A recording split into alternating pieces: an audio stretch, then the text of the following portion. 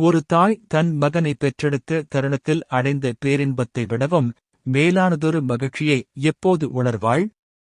இந்தக் குட்டிக் கதை உங்களுக்கு பதில் சொல்லும்.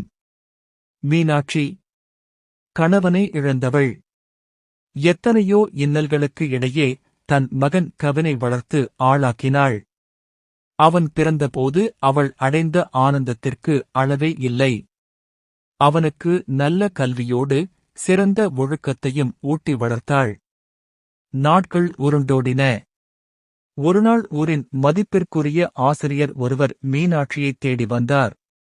அம்மா மீனாட்சி, நேற்று ஒரு ஏழை முதியவர் மருத்துவச் செலவுக்கு பணமில்லாமல் தவித்தபோது உன் மகன் அதை ஏற்று உதவி செய்தான். அவன் வெறும் கெட்டிக்காரன் மட்டுமல்ல, பிறர் துயர் துடைக்கும் குணமுடையவன்.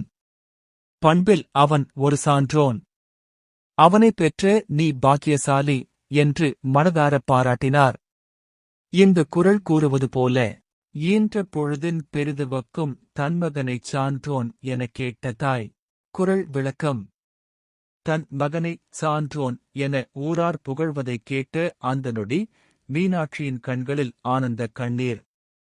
கவின் பிறந்து அன்று அடைந்த மகிழ்ச்சியை விட பல மடங்கு பேரின்பத்தை அவள் அப்போது உணர்ந்தாள்.